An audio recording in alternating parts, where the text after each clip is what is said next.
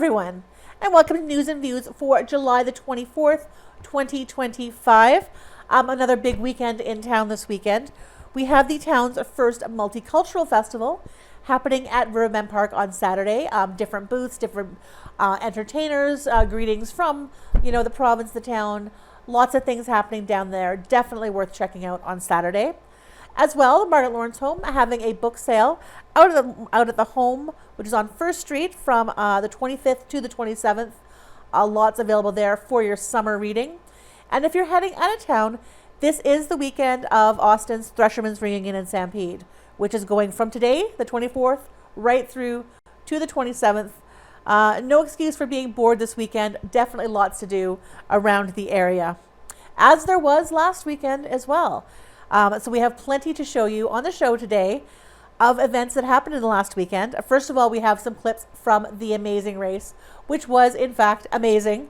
Well over 100 participants in that, going up and down Mountain Avenue, activities all over the place. So we have just a few clips on the show here today. We have multiple shows coming from this. We will show the entire journey through the race. And we will also give you a glimpse of what the activity was here in here at NECTV, and all of the videos that we did here. That will be coming in the future. Today you just get a peek at everything from Arts Forward on down to the station here, on down to the drugstores, everywhere, all over downtown. We also have the plein air painting, which was happening again at Arts Forward, and across the community, really. It started there, and painters could go out with their canvases and paint anywhere they liked in the community. So we have some shots of that, some conversations with the artists about what was going on. That is another new activity which we hope will continue into future years. And of course, Art Fest was also happening at Arts Forward as part of this. So some shots of that, and then down to Riverbend Park, where the Riverbend Market has returned this year after a year off. The artisan market down there, again, where there was plenty to see, and John Drinkwater was down there talking to some of the artists and artisans about their work and about the sale. So we also did some other things in the community this week. Rest assured, we were not just at the events of the weekend. We were down at the museum this week to talk to Helen Drysdale, who is chairing that committee right now, and the summer staff there, and sort of get a look through the museum. And we are also going to be checking out their night at the museum, which is, I believe, today, and several other days through August. So good idea of what's going on at the museum this summer. And then we have a spotlight on Lola's Bakery, which, I haven't seen yet, although I did get to have a little taste test from it. Excellent, as always. So there's a glimpse of that. And of course, all of these are larger programs elsewhere in our schedule. So while we are busy, we would love to have more. So if you have anything going on, anything you know about, any news going on in the community, please do get in touch with us. We always want to hear from you. The number is 204-476-2639, or email nactv@wcgwave.ca. Thanks, and enjoy the show.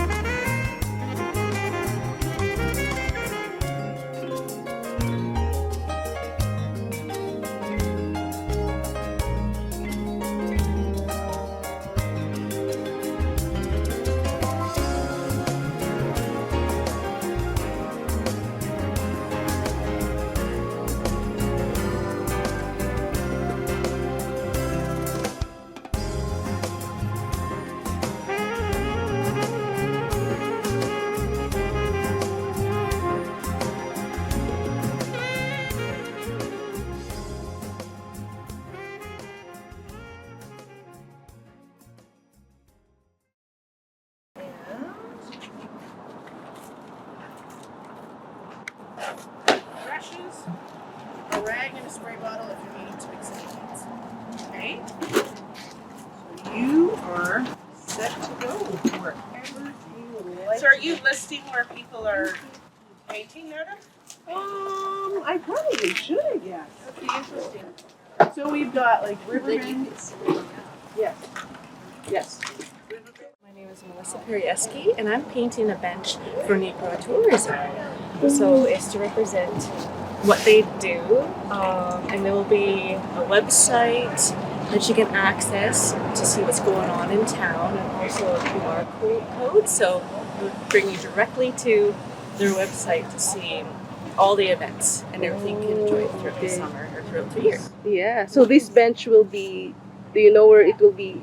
I have no idea. No idea. Okay. So. Thank you so much, Alicia.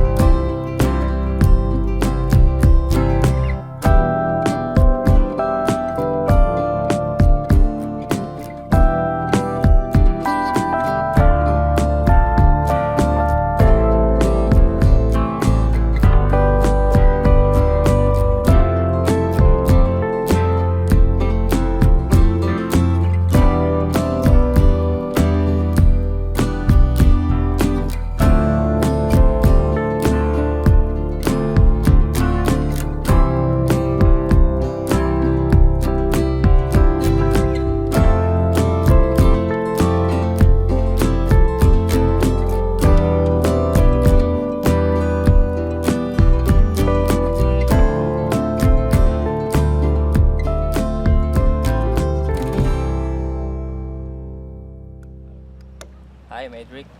I'm from Philippines, and I had experience of painting and since when I was a child, and it is my passion to draw, and with my expression it give me life. And here I find a place where I'd like to draw, but I'm not a pro artist, and I'd like to share my artwork. Yeah. 50% on progress. So, Yeah. What time did you start? Actually, I'd stopped painting. It was about 2000, about 2015 or 16. When you something. started So, painting. but I get back about 2018 to 20. So it's been 5 years 5 years. that I stopped. Oh, I used okay. this before. So I'm this more- is your hobby, like a hobby for you. Actually, I'm more on charcoal painting. Yeah, portrait. Oh, Yeah. okay. So you, Yeah. is this the first time you're using acrylic, or you've Nope. been? This is Mhm. my first. It's my first hobbies. Actually, the charcoal painting is Oh, okay. late. So I used the charcoal painting about 2019 to 2022. Mm, Having hard of time to to use that, to yeah. recall my, my hobbies. Okay, that's good for you. Art is not my profession, but it's my passion. Mhm. So art is like it implies of a person that to express with his or her imagination. Yeah. Yeah, that's true. Actually, I'm having hard time. I mean, I'm having hard to use paintbrush.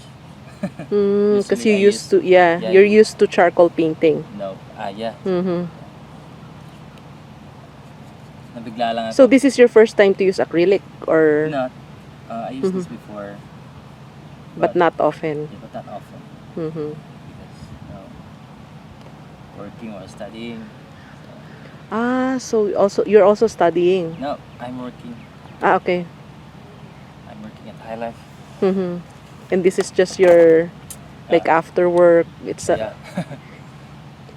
And like I was, to relax. This is your way to relax and to. but Mm-hmm. just today,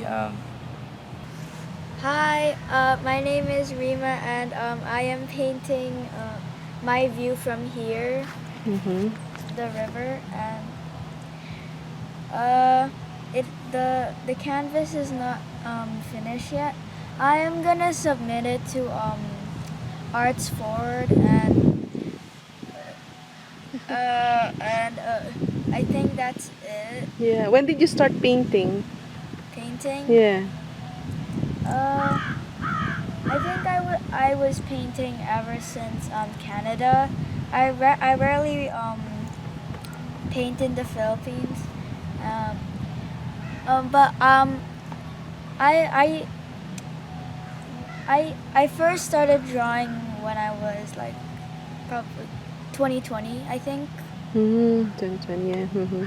And then now you're doing some paintings. You love paintings and drawing now, or? I love drawing. I rarely paint. Oh, okay. I'm just submitting this to Arts To Arts Forward. Forward, yeah. Okay. That's good. Anything else that you would like to add? That's it. Okay, thank you.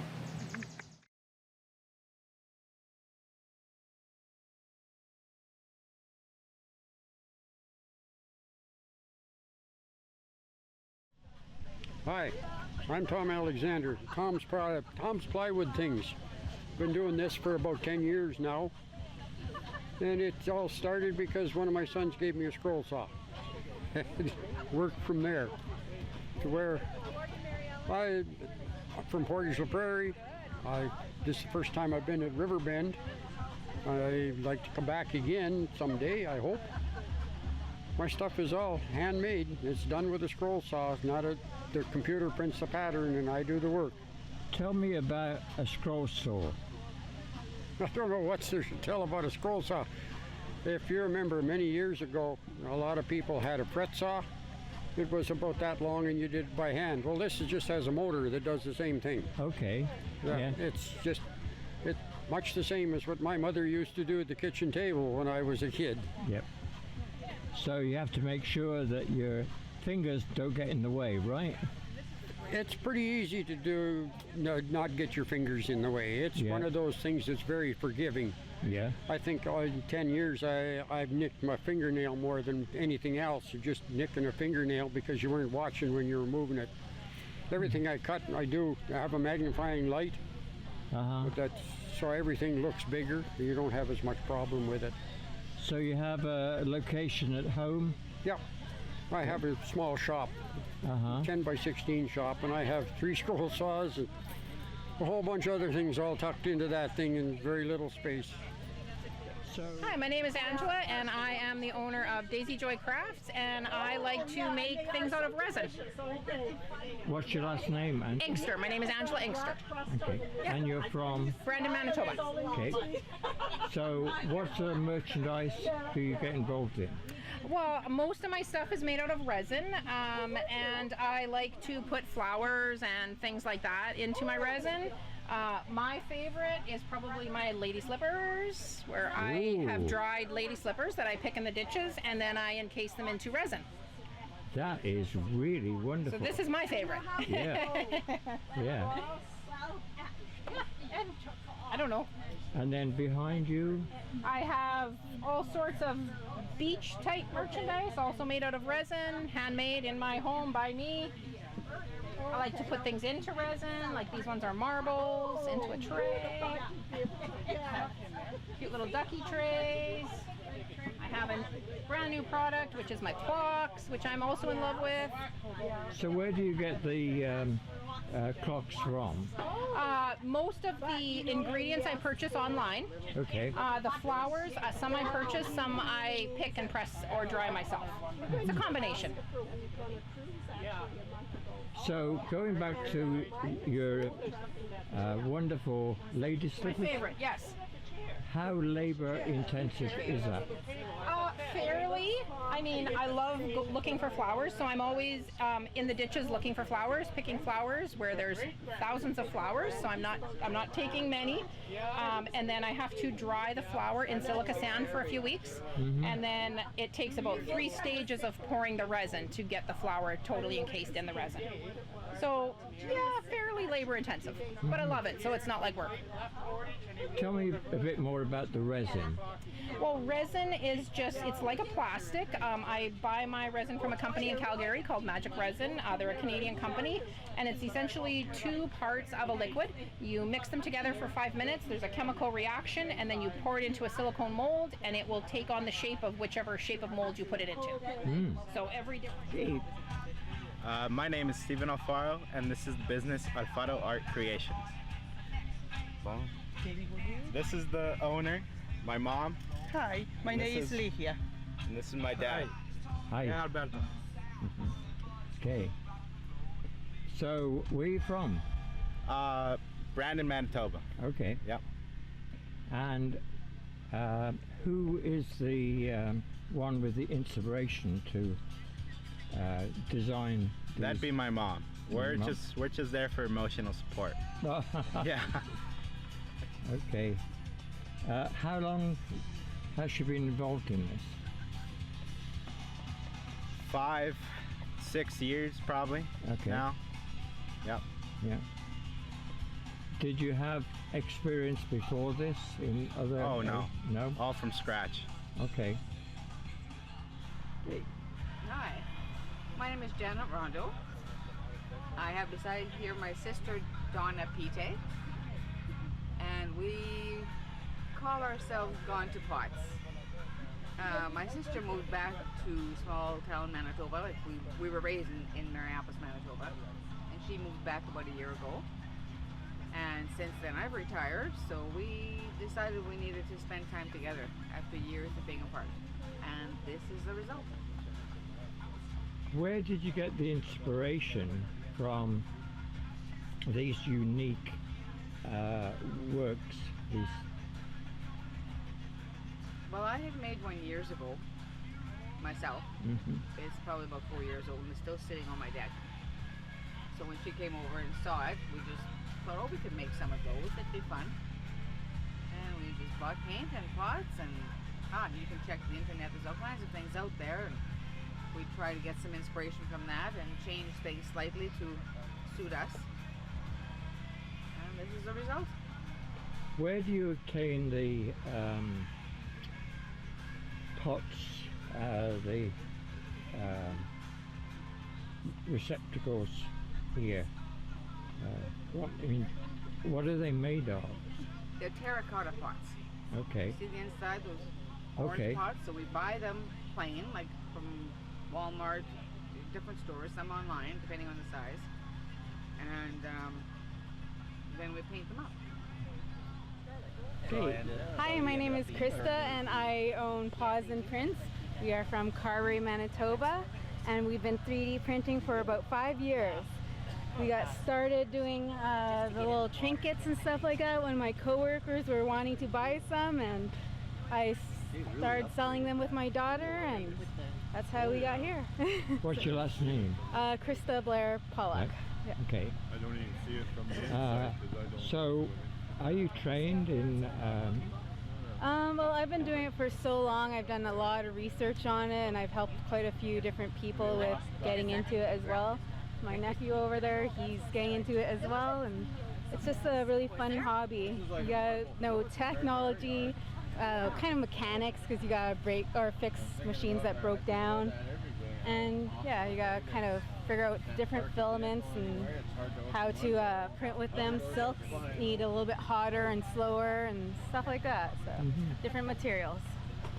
So there's quite a number of piece of equipment that you need to be involved in this? Yeah, you need a computer for the most part. If you want to design them, you gotta have a nice fast computer to try different CAD work and stuff like that.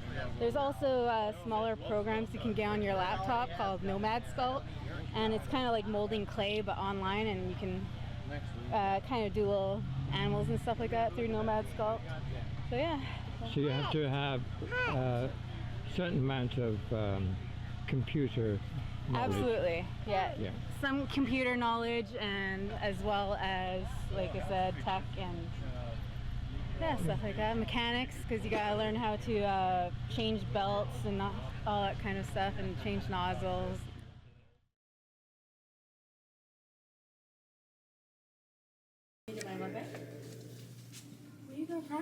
Oh, we're gonna practice on her. We'll practice on her. Like she'll be she's officially part of it, but like we're gonna practice on her before a big group.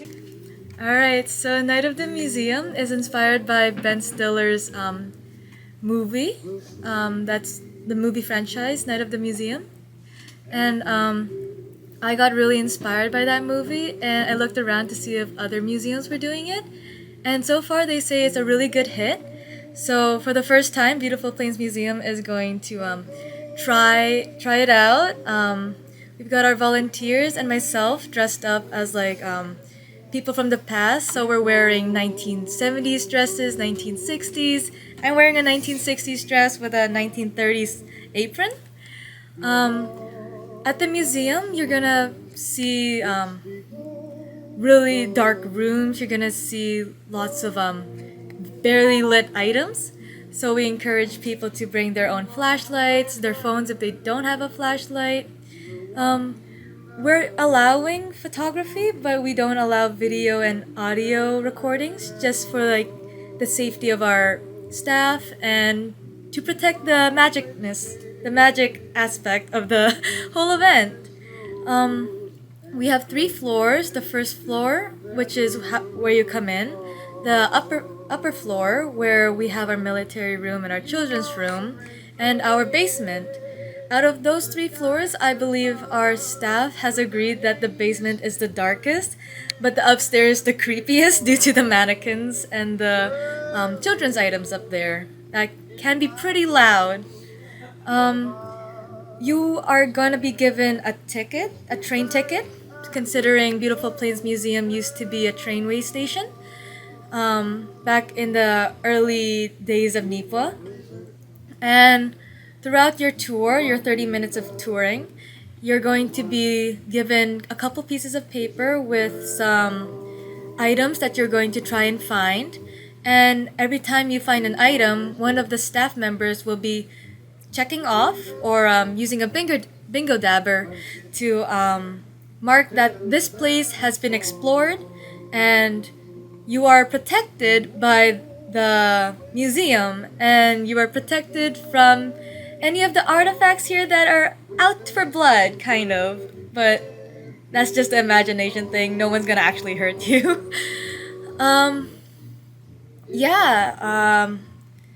We hope that many people really enjoy it. We're starting today, Thursday, July 25th. And we're hoping to keep on going every Thursday until August 21st, 2025. And hopefully it continues to be a success, and we do it annually. So is it kind of like a scavenging hunt? Basically a scavenging hunt in the dark, yes. Thank you.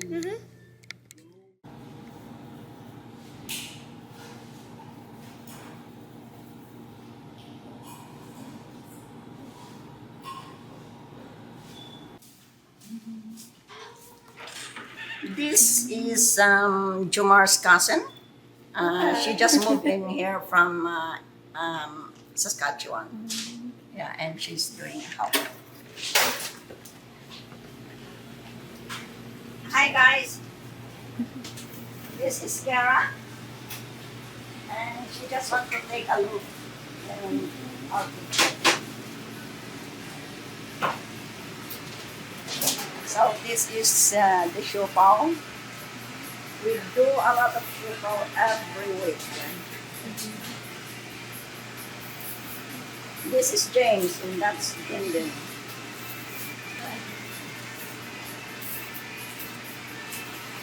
And this is our cook.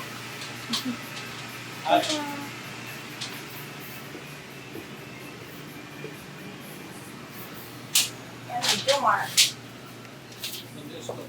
Oh. Oh, there's a room here too. Is this Yeah. like storage or? Yes, it's. Oh, there's a lot of boxes. Yeah, for the boxes. They just did all this stuff. The boxes. You want a pizza? I'll prepare you one. Okay, what would you like? Okay, I'll prepare you one shawarma. I want a shawarma now. It will just take 12 minutes.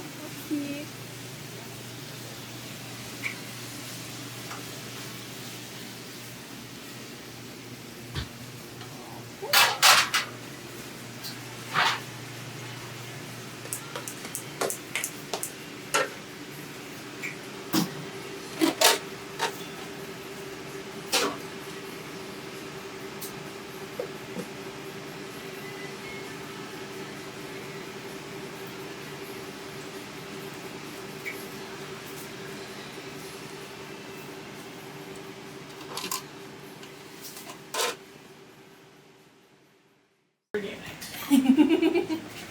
As Ethan knows. Yes.